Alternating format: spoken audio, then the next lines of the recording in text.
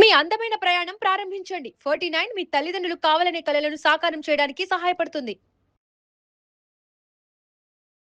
TV ప్రేక్షకులకి నమస్తే. మార్కెట్‌లో ఒక మందొచ్చింది. దీనివల్ల అసలు డయాబెటిస్ అనే ఒక సమస్యే ఉండదు. అసలు ఎట్టి పరిస్థితుల్లో డయాబెటిస్‌కి మీరు ఇన్సులిన్ తీసుకోవాల్సిన అవసరమే ఉండదు. అసలు ఇన్సులిన్ తీసుకుంటూ ప్రతిరోజు ఇంజెక్షన్ తీసుకోకుండా మర్చిపోతే ఏమైపోతుందో అని భయపడుతున్న వారందరికీ ఒక చిన్న టాబ్లెట్‌తోనే మొత్తం పనంతా అయిపోతది. ఈ ప్రచారం చాలా ఎక్కువగా నడుస్తుంది. మరి ఇంతకీ ఈ మందు ఎంతవరకు ప్రిస్క్రైబ్ చేయొచ్చు? అసలు ఈ మందు కరెక్టా? కాదా? నిజంగా ఒకవేళ ఏదైనా ఇన్సులిన్‌ని రీప్లేస్ చేసే టాబ్లెట్ వస్తే అది ఏ విధంగా ఉంటది? అసలు అది ఇప్పుడు వచ్చింది అవునా? కాదా? అన్న విషయాన్ని మనం తెలుసుకోవాలి. ఎందుకంటే ఈ విషయాలన్నీ బాగా తెలుసుకుంటేనే తప్పుడు ప్రచారం అనేది కొంచెం ఆపగలుగుతాం. కాబట్టి మనం ఏం చేద్దామంటే ఒక మంచి డాక్టర్‌తో మాట్లాడాలి అన్న ఒక మంచి ఆలోచనతో ఈరోజు మీ అందరికీ చాలా బాగా తెలిసిన సీనియర్ మోస్ట్ డాక్టర్ ఆయన. మీ అందరికీ బాగా పరిచయం. ఆయనే డాక్టర్ జి. కిరణ్ గారు.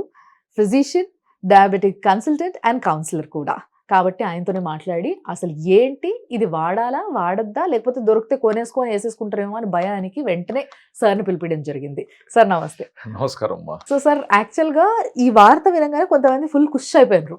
అసలు వచ్చేసింది ఇంకా మనకేం ప్రాబ్లమ్ లేదు. మనం ఏది పడితే అది తినేయొచ్చు అని కూడా చాలామంది ఊహించుకొని ఉంటారు. ఎందుకంటే ఇది ఎప్పుడూ ఉండే సమస్య. డయాబెటిస్ అనేది దాన్ని కంట్రోల్ చేస్తూ ఉండాలి కాబట్టి. సో యాక్చువల్‌గా ఏదైతే ఎంఐటీ కంపెనీ నుంచి రిలీజ్ అయిన డ్రగ్ ఉందో ఇది ఇన్సులిన్‌ని రీప్లేస్ చేస్తూ ఇస్తున్నాం అనేసి ప్రచారం జరుగుతుంది. So is it trustable? Let me bring it to clarity. హుహు. ఎన్నో రీసెర్చ్‌లు ప్రపంచవ్యాప్తంగా జరుగుతూనే ఉంటాయి. హ్మ్. ఏదైనా ఒక సమస్య ఉన్నప్పుడు. హ్మ్. డయాబెటీస్ అనేది ప్రపంచవ్యాప్తంగా సమస్య. హ్మ్. భారతదేశంలోనే 11 కోట్ల మందికి షుగర్ ఉంది. అంటే ఇంకా ప్రపంచవ్యాప్తంగా ఎంతమందికి డయాబెటీస్ నెంబర్స్ అనేటివి అందరికీ తెలుసు. యెస్. సో ఇప్పుడు ఈ రీసెర్చ్ జరుగుతున్నప్పుడు ఏదైనా కొంచెం బ్రేక్ త్రూస్ జరుగుతూ ఉంటాయి. హ్మ్. అరే ఇలా బాగా జరుగుతుంది. ఇప్పుడు ఇన్సులిన్ అనేది ఏంటి? ఇట్స్ ఎ పెప్టైడ్ అనమాట. హ్మ్. సో పెప్టైడ్ అనేది ఏంటంటే ఇప్పుడు మనం మాత్ర రూపంలో కానీ ఒకవేళ పెప్టైడ్ని కానీ ఇవ్వగలిగాం అనుకోండి ప్రస్తుతపు ఉన్న టెక్నాలజీకి అది జీర్ణించబడుతుంది. సో పెప్టైడ్ ఉండదు ఇంకక్కడ. బట్ ఎస్ ఆల్రెడీ ఒక మెడిసిన్ ఒక టెక్నాలజీతో ఆ పెప్టైడ్ని ఒక ట్రాన్స్పోర్టర్ ద్వారా పేగులను దాటి ఆ బ్లడ్ స్ట్రీమ్లోకి వెళ్ళటానికి టెక్నాలజీ వచ్చింది. ఆ మెడిసిన్ మనం వాడుతున్నాం. బట్ అగైన్ అది ఇన్సులిన్ రీప్లేస్మెంట్ కాదు. ఓకే. ఎలాంటి సందర్భాల్లో ఇది వాడతారు సార్ మరి? చెప్తాను. Yeah. సో ఇప్పుడు ఇంకొంచెం బెటర్గా ఉంది టెక్నాలజీ. కాబట్టి ఒక వేవ్ లాగా పేగుల గోడను దాటించడానికి టెక్నాలజీని కనుక్కున్నాము అని చెప్పేసి ఎంఐటి ఇన్స్టిట్యూట్ వాళ్ళు ప్రకటించారనమాట. అంటే వాళ్ళు మందును కనుక్కోలేదు, లేదు ఇన్సులిన్ లాంటి మాత్రనేమి కనుక్కోలేదు. కేవలం ఇది దాటించటానికి ఒక కొత్త టెక్నాలజీ వచ్చింది అనేది ప్రకటన మాత్రమే వాళ్ళు చేసుకున్నారు. ఇప్పుడు జనరల్గా ఇలాంటి ఒక సందర్భంలో ఇప్పుడు దీన్ని వాళ్ళు పెద్ద ఎత్తున దీన్ని ఇంకా ప్రయోగం చేసి ఇంకా దీన్ని క్లినికల్ ట్రయల్స్ చేసి మార్కెట్లోకి బయటకు రావాలనుకోండి, వాళ్ళకి ఇప్పుడు ఏం కావాలి? పెట్టుబడులు కావాలి.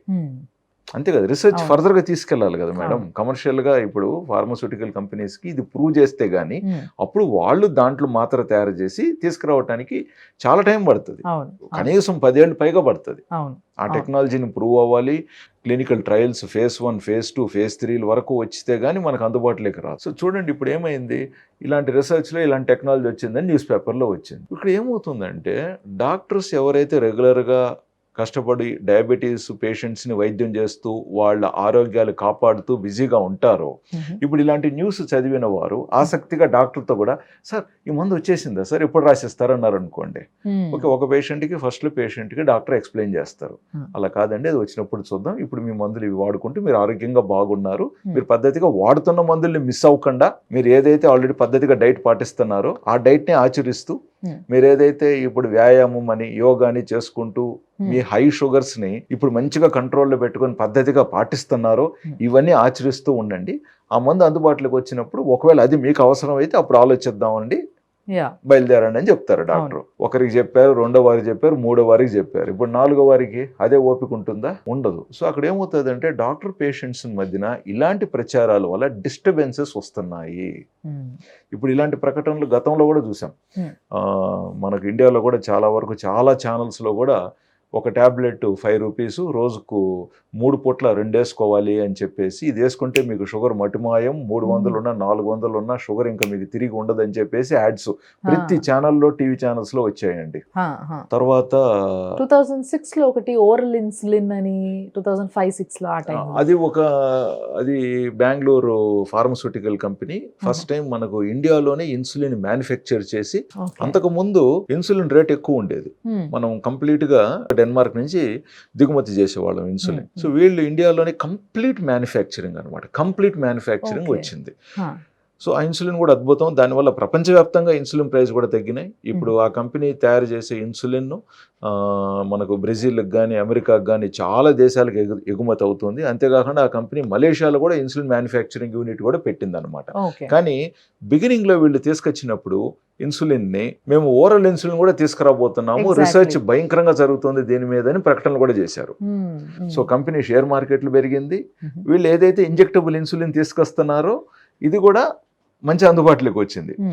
అంతా బాగానే ఉంది. కానీ ఏదైతే మేము ఇన్సులిన్ ఓరల్గా కూడా తీసుకురాబోతున్నామని చెప్పి దాదాపు 20 ఏళ్ల క్రితం ప్రకటన చేశారో, దానివల్ల ఏంటంటే అలజడులు వస్తాయి. డాక్టర్ పేషెంట్ రిలేషన్షిప్ దెబ్బతింటూ ఉంటుంది. అప్పుడప్పుడు పేషెంట్స్ ఎక్కువ క్వశ్చన్స్ అడగటం, బిజీగా ఉన్నప్పుడు డాక్టర్స్ వాటిని ప్రాపర్గా ఎక్స్ప్లెయిన్ ఓపికగా చేయాలి కదండి. అప్పుడు ఏమవుతుంది, ఏంది డాక్టర్ ప్రశ్న అడిగితే ఇలా చిరాకు పడ్డాడే అన్నట్టుగా అనుకుంటారు.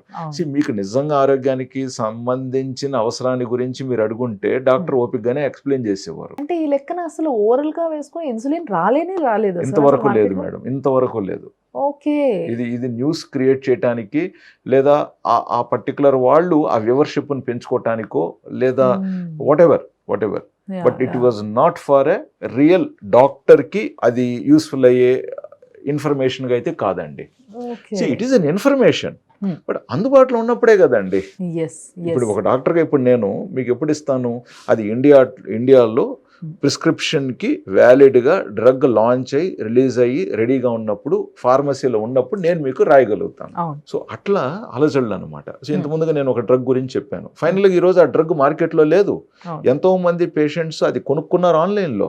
సో వినటానికి మాత్రం 5 రూపాయలు మాత్రం అన్నారు, బట్ పూటకు 2-3 పూట్ల 6 మాత్రలు అండ్ సరేలే పోనీ ఆర్డర్ పెడదాం అనుకుంటే నువ్వు 3 నెలలకో లేదా 4 నెలలకో లేదా 4,000 రూపాయలు ఆర్డర్ ఉంటే గానీ పంపిరు మందు. సో వినేటప్పుడేమో 5 రూపాయలు ఒక మాత్ర అనేది వినపడుతుంది.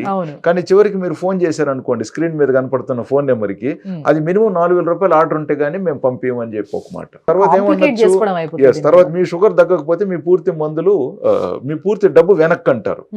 ఆ వెనక్కి అనేటప్పుడు మరి మీరు ఇది పాటించారా అది పాటించారా తర్వాత. కాబట్టి ఇట చేసి అట్ట చేసి మొత్తానికి వాళ్ళు కొన్ని ఫోన్ కాల్స్ తర్వాత వాళ్ళు కాల్ చేయరు, పోతే పోయిన డబ్బులు అనుకొని పేషెంట్లు అనుకుంటారు. అలాగా కొన్ని వేలల్లో లక్షలలో పేషెంట్స్ ఈ రోజుకి రోజు మోసపోతున్నారు మేడం ఇలాంటి తప్పుడు ప్రచారాల వల్ల. అండ్ వాస్తవంగా ఇండియాలో ఏ మందు కంపెనీ కూడా మందుని ప్రకటన చేయకూడదు. వాస్తవంగా మీకు ఫలానా మెడిసిన్ ప్రకటన చేయకూడదండి డైరెక్ట్గా. బట్ కొన్ని మెడిసిన్స్ ఓటీసీ అని చెప్పేసి లైక్ పారాసిటమాల్ కానీ లేదా కొన్ని గ్యాస్ ట్రబుల్ ట్యాబ్లెట్స్ లేకంటే కొంచెం నొప్పి తగ్గటానికి స్ప్రే ఇలాంటివి ఒక పర్మిషన్తో వస్తాయి. వాటిని ఏదో కొంచెం ప్రకటన చేస్తున్నారు.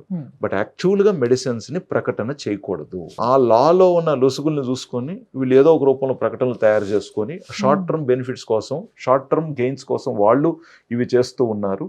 అండ్ 10 కోట్ల మంది జనాభా అండి, 10% మంది నమ్మితే అఫ్కోర్స్ నమ్మి ఉపయోగించిన తర్వాత కొద్ది రోజుల తర్వాత వాళ్ళకి నిజంగా ఫలితం కనపడితే సంతోషం, వాడుకోండి.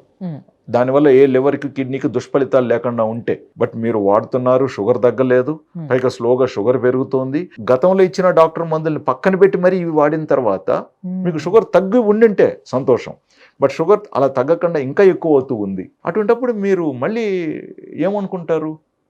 మోసపోయిన ఫీలింగ్ ఒకటి, ప్లస్ మీ డయాబెటీస్ మీదనే మీకు చిరాకు విరక్తి వస్తుంది. సో ఎక్కడో తెలియకుండా దాన్ని అసంతృప్తి వాళ్ళంతలో వాళ్ళు అసంతృప్తి చెంది దాని తర్వాత వాళ్ళ హెల్త్ ని కూడా పాడు చేసుకుంటారు. 10 ఏళ్ళు కనీసం షుగర్స్ కంట్రోల్లో లేకుండా హై ఉంటే తర్వాత micro macro vascular complications start అవుతాయి. సో మీకు 4 రోజులు షుగర్ హై ఉన్నంత మాత్రాన ఏం జరగదు అక్కడ. మినిమం 10 ఏళ్ళు పడుతుంది కాంప్లికేషన్ స్టార్ట్ అవటానికి. స్టార్ట్ అయిన తర్వాత ఇంకొక 5-10 ఏళ్ళు పడుతుంది అవి రిపోర్ట్స్లో కంప్లీట్గా బయటికి రావడానికి.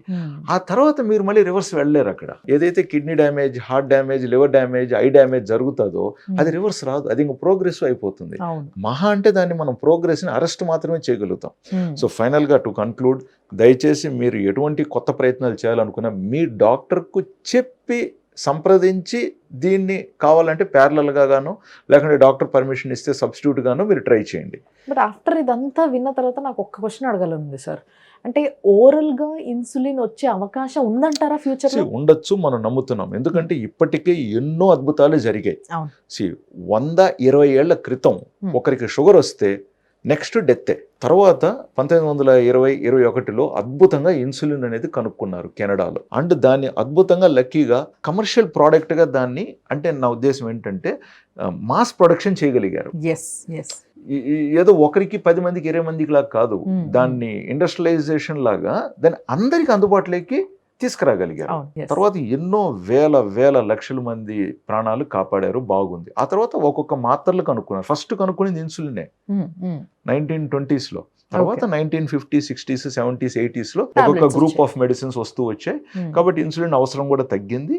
బట్ మళ్ళీ తప్పనిసరి పరిస్థితుల్లో ఆ టైప్ ఆఫ్ డయాబెటీస్ ని పట్టి వాళ్ళ షుగర్స్ కానీ మాత్రలు వినియోగించినప్పటికీ కూడా కంట్రోల్లో కానప్పటికీ, లేదా వాళ్ళ బాడీలో ఇన్సులిన్ ఉత్పాదన లేనప్పుడు కానీ మళ్ళీ ఫైనల్గా ఇన్సులిన్ అవసరం ఉంటే ఇన్సులిన్ కూడా ఇస్తున్నాం. అండ్ ఇన్సులిన్ కూడా అప్పట్లో అలాగా పెద్ద పెద్ద సూదులు కాదు, అసలు కంటికి కూడా కనపడని చాలా ఈజీగా తీసుకోగలిగినవి, పేషెంట్ వాళ్ళంతా వాళ్ళే తీసుకోవచ్చు, చాలా కంఫర్టబుల్గా ఉండేవి వచ్చినాయి.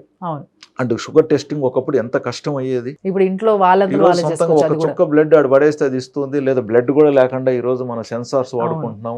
హై షుగర్ పేషెంట్స్ ని గతంలో ఐసీయూలో అడ్మిట్ చేసేవాళ్ళం 15 ఏళ్ల క్రితం. ఈ రోజు అడ్మిషన్ లేకుండా ఎంత వరకు కూడా వీలైనంత వరకు అడ్మిట్ చేయకుండా మనం వైద్యం చేయగలుగుతున్నాం. డే మొత్తం షుగర్స్ అండ్ ఫ్లక్చువేషన్స్ ని ఐడెంటిఫై చేసి ఆ ఫ్లక్చువేషన్స్ కాకుండా మనం వైద్యం చేయగలుగుతున్నాం. కాబట్టి ఇవన్నీ టెక్నాలజీ అద్భుతం అవుతుంది అండ్ మేము కూడా వాటిని వినియోగించుకుంటున్నాం. పేషెంట్స్ కూడా దాన్ని ఎంజాయ్ చేస్తున్నారు. బట్ ఇది నెక్స్ట్ జెన్ అన్నమాట. బట్ ఇది వినియోగంలో ఉన్న తర్వాతే కదండి దానికి వెళ్తాము. ఏదో రాబోతుందని చెప్పి నువ్వు ఈ రోజు వాడాల్సిన మందును వాడక అది రిలీజ్ అయినాక నేను అదే వాడుకుంటానని చెప్పేసి ఈ రోజు దీన్ని మిస్ చేసాం అనుకోండి, అక్కడ దాకా ఎలా ప్రయాణించాలి? It is a continuous process అండి. నేను ఎవరిని విమర్శించాలనేది నా ఉద్దేశం కాదు. But as a sugar person గా మీరు షుగర్ పేషెంట్ కాకండి. షుగర్ పర్సన్ గా ఉండటానికి అవసరమైన వైద్యాన్ని వాడండి. ఎప్పుడైతే షుగర్స్ కంట్రోల్ తప్పుతుందో తర్వాత మీరు రేపు పేషెంట్ అవుతారు. అండ్ యాజ్ డాక్టర్ అది మీ రెస్పాన్సిబిలిటీ కూడా, మీ రెస్పాన్సిబిలిటీ మీరు కరెక్ట్గా నిర్వహిస్తున్నారు, దాంట్లో డౌటే లేదు.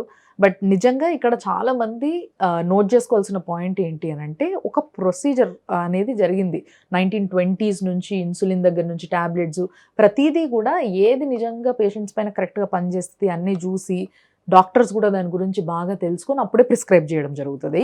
సో అలాంటి పరిస్థితి వచ్చినప్పుడు ఆటోమేటిక్గా మీ డాక్టర్స్ చెప్తారు వాడమని, ఏదైనా వస్తే కూడా మార్కెట్లో. బట్ దానికన్నా ముందే ఇది ఆన్లైన్లో ఆర్డర్ పెట్టుకోవాలని ఏదైనా ప్రచారంలో ఉన్నా మీరు దాన్ని కొంచెం నెగ్లెక్ట్ చేయడమే మంచిది.